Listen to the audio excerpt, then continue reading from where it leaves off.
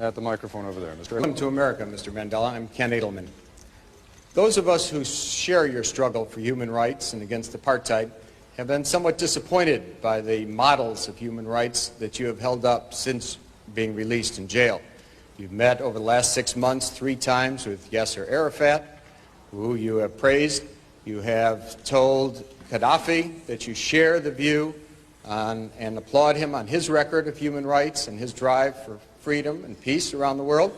And you have praised Fidel Castro as a leader of human rights and said that Cuba was one of the countries that's head and shoulders above all other countries in human rights, despite the fact that documents at the United Nations and elsewhere show that Cuba is one of the worst.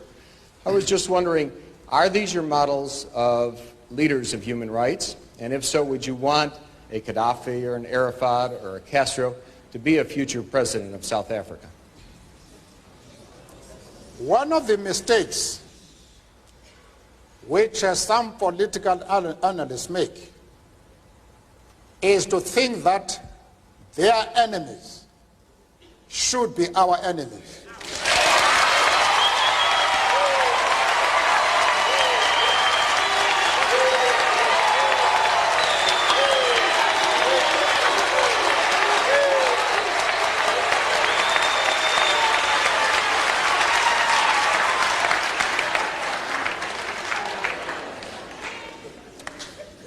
That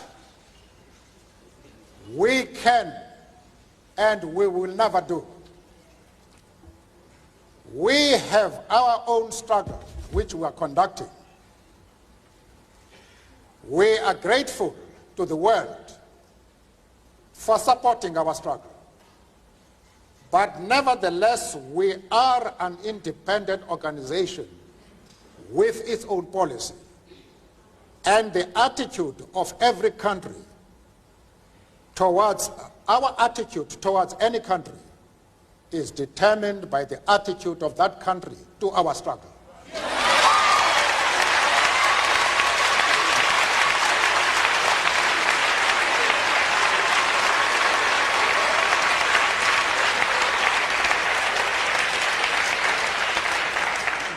Yasser Arafat,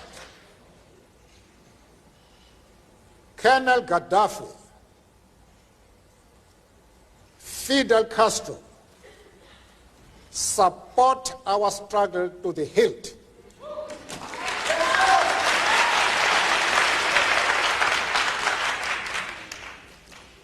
There is no reason whatsoever why we should have any hesitation about hailing their commitment to human rights as they are being demanded in South Africa.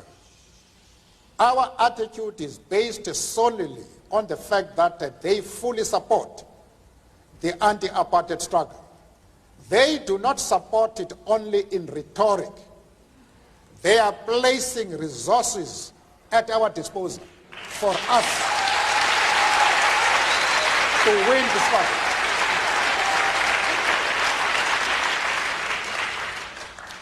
That is the position.